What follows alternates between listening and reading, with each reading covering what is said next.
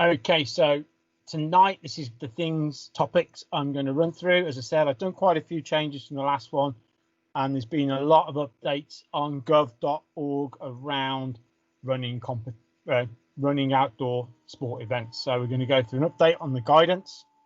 We're going to have a quick look ahead into the 2021 calendar and just some comments I've put together. Then at the last weekend, Hillingdon Archers ran a world record status Beta 18. I'm going to talk to you about that. I went and shot in that myself. It was excellent. Then we're going to have another go through the Sport 80 application process for all competitions going forward of all levels.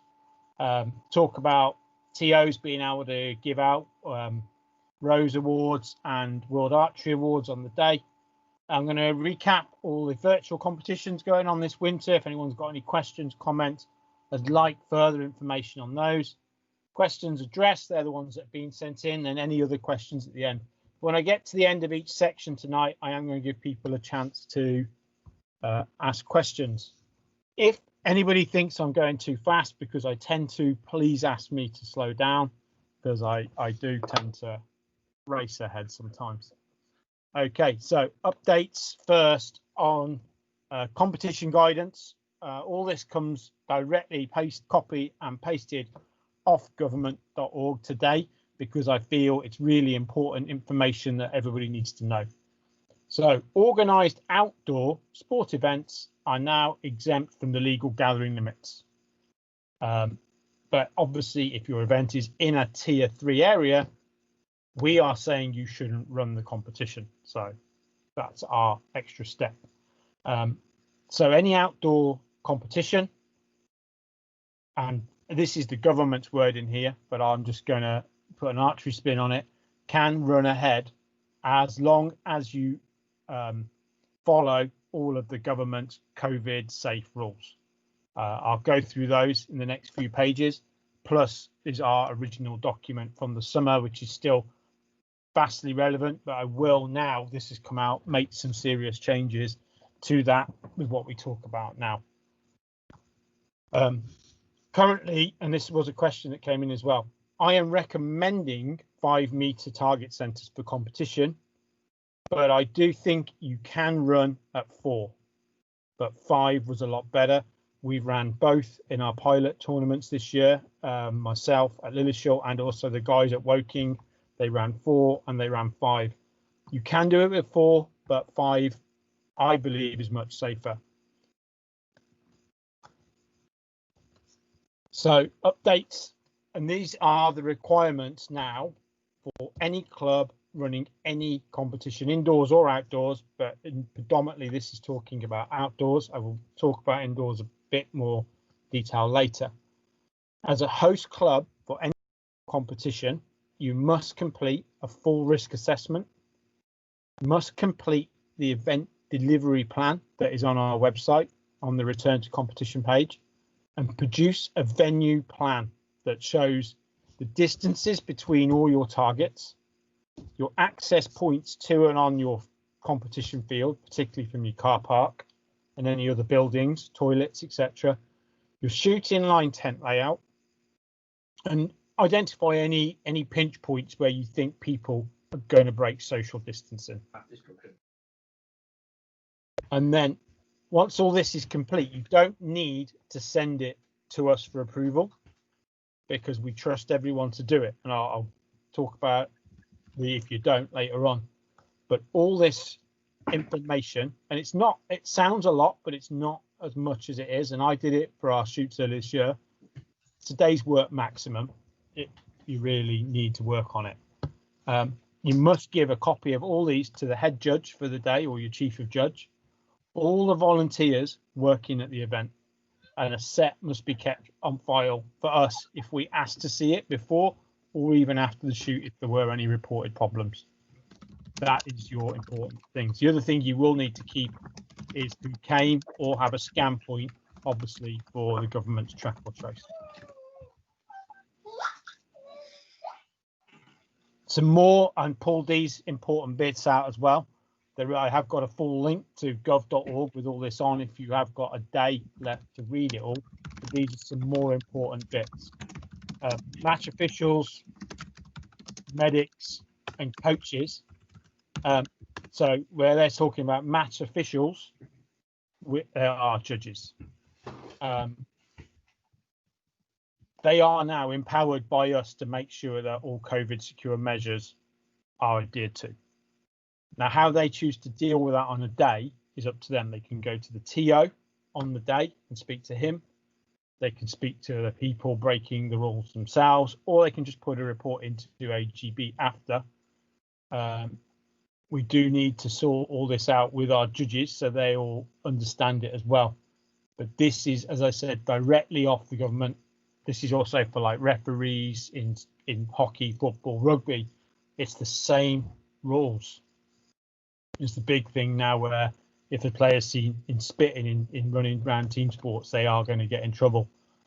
But for me, from our pilot events that we ran, as the day went on, we did need reminders. And I think somebody has to be that reminder as people slowly drift together, because our length of competition is long. It isn't a short format.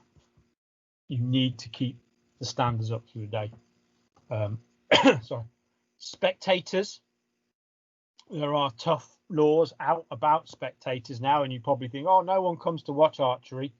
Anyone who's not shooting or organising who's there, so parents, just partners, husbands, wives, anyone, grandparents, they class as a spectator. At Lillishall events, I've chosen to say they can't come onto the field and have to stand the other side of the fence. But still, we are liable to make sure that they stay apart in their bubbles or groups they're allowed to be in. And we have to ensure that all that is maintained. I don't see why you can't have one person come and sit in a line tent, but they need to stay in that line tent. I think we'll come up with our own before the outdoor starts next year. We will come out with a clear guidance. I do expect this to change again before the spring anyway. But if you are there as a driver, a parent, an onlooker, you are a spectator in the eyes of the government now, and that is important.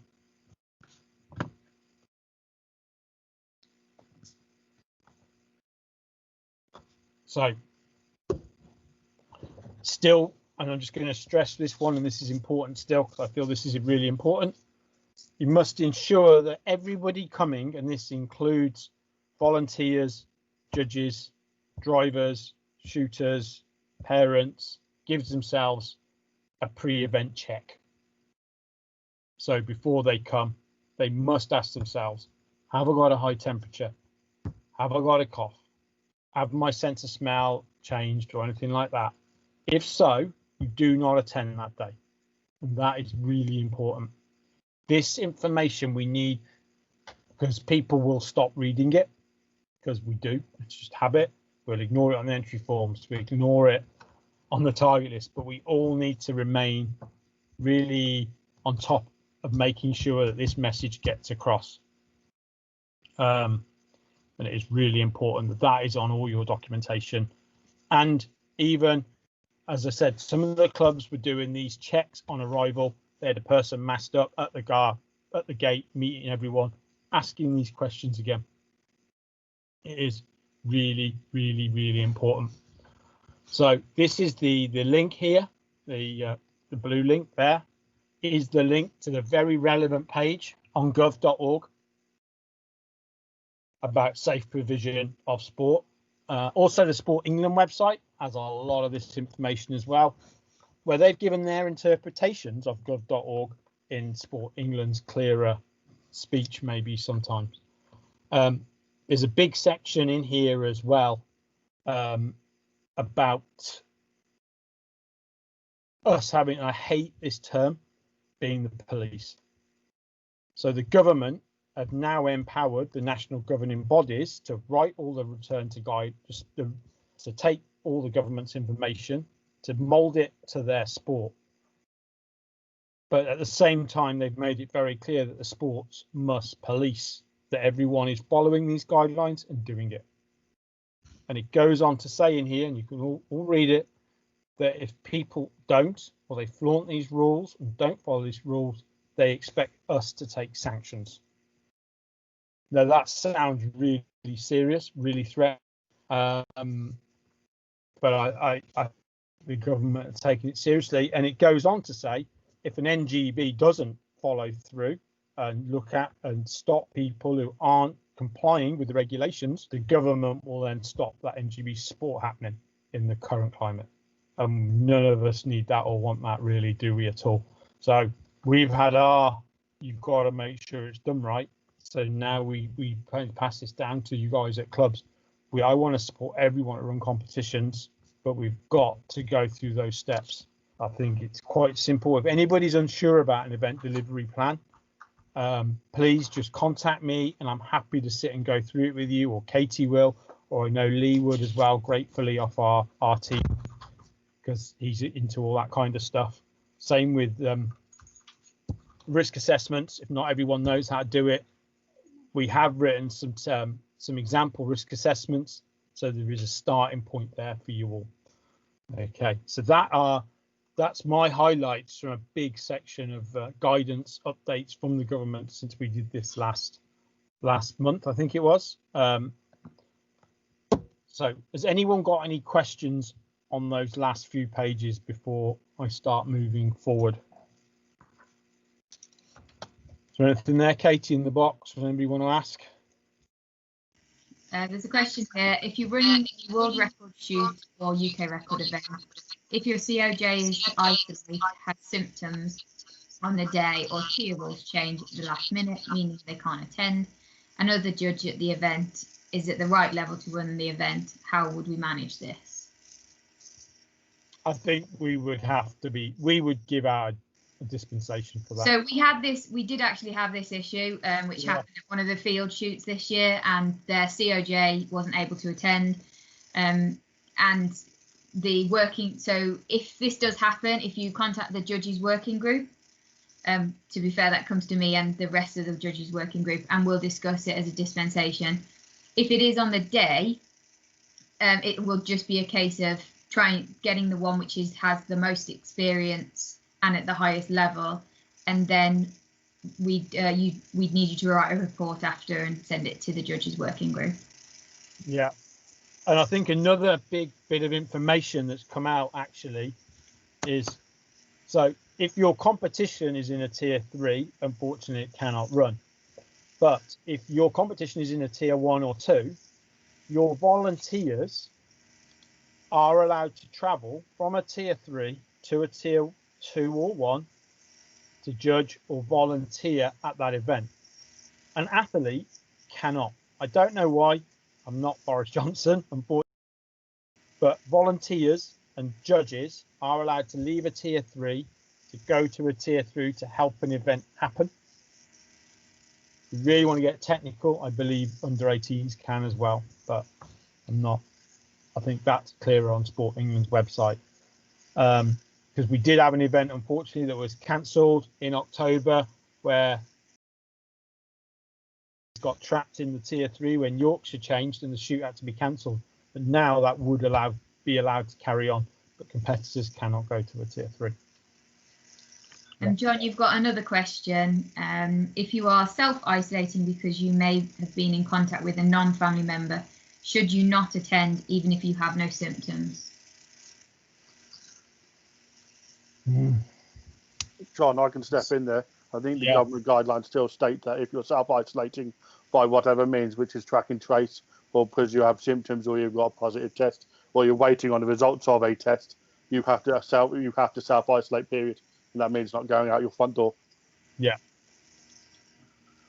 That is, we cannot overrule the government. The government rules are the government rules. There's grey areas they've allowed us to make decisions on, but that is one area that is not a grey area. So moving forward into if anyone's got any more questions around that, please drop them in the chat box, and then Katy will call them out to me. So as this is a page I did on last month, but I still think all this is relevant. So running competitions in 2021, none of us have got a crystal ball. it's moving so fast. I've been asked today, is London going to go into tier 3 next week? No one knows. The press seem to want it. They're the biggest bullies in the world. And if that does happen, unfortunately, the competition down there will have to be stopped. I think it's important you know the size of your venue before you do your entry forms for next year. Know if you're going to do 4 or 5 meters. Know your capacity. It will be different to normal. Just one question. If the tournament organizer has to self-isolate on the competition day, can someone else step in even if they're not the TO? Yeah. You can TO it via FaceTime and yeah. A TO's work's nearly all done before the day if everything's in place and they've got everything planned out. Yeah. We are going to be really supportive with all of these situations on timelines and what we have to do, because we don't want people to have to cancel shoots. We want people to be able to run their shoots. Yeah. Make sure you have your plans done. Think about how the line tents. I know we worked out a line tent plan that the guys at Woking did, that we published a bit last year. I know others have had to change that because they haven't got the same depth of line behind as the shooting line. But I think it is important that you mark out areas where line tents go and how they're going to look. And actually, the shoots where we did do it, people commented on how less stressful it was knowing where they were going to put their line tent. And we asked people not to turn up more than 1 hour before the start. And because they knew where their line tent was going, they genuinely were more relaxed, weren't they? So those were the experiences we had last year at the 3 shoots we ran at Liddeshill, and I do it. Okay. Make sure you realise all your touch points. Know if you're going to do a competition that changes distance, know how you're going to do that. Let me get this right. Was it Latham? Latham, yeah. Latham ran an Albion in October.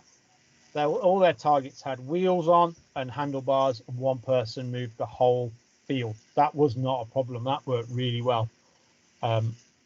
We were running our first pilot head-to-head last year, and we suddenly realised that the flip number boards were being touched, and then people were changing targets. So we had to put into our day that we need time to spray and clean all of our flip number boards between matches for head-to-heads. You've got to be thinking about all these points, and all the thinking and planning we did, and we missed that. 1 day or 2 day shoots, if our capacities are still reduced a bit more at the start of the year, is it worth having a day where you do recurves and a day where you do bare bow, long bow and compound, or have 2 separate shoots over 2 days so more people can get the chance to shoot rather than having 1 2-day shoots. I just think we need to plan ahead, think what we can do. And I said this before, and this isn't me demanding everyone puts your entry fees up, but again, your tournament's reduced in capacity, but the costs are probably still the same.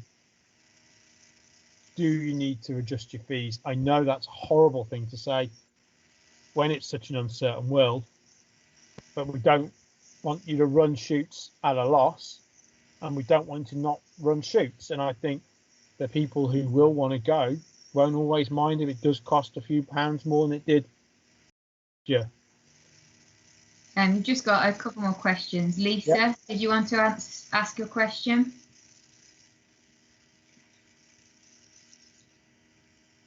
I can say it. Yeah, I'm sorry. Can you hear me okay? Yeah. Sorry. The question was just to say, would it be a case of the club just potentially nominating someone for the event, even if they're not part of the committee, just to ensure that the rules are enforced? You know how you were saying about how there are some people during like football and things like that that will sort of spit and things like that, or even just something as simple as social distancing. Would it be a possibility that they would just nominate one person unofficially to do that at a competition? Yeah, it should be. It does say in the event delivery plan, you should have a nominated COVID officer. Oh, right, okay. Very similar probably now to the safeguarding officers. COVID officers are the new cool thing to have. But they need to work with your judge team and your TO and your volunteers. Yeah, it shouldn't be one person on the field being, I am the the naughty patrol. Yeah, it needs to be a team effort of good standards. And the hardest thing in the world is to challenge someone. You see someone walking around the supermarket without their mask on, you think, oh my God, yeah. But we need to be willing to challenge, or go to the TO who needs to and say, come on guys, or just have a general announcement saying, everyone, please wear your mask properly, or whatever is relevant. I went, as I said, as coming up in a minute, I went to Hillingdon Archery Club at the weekend for their indoor competition, and people were so well behaved. I was really impressed. And I did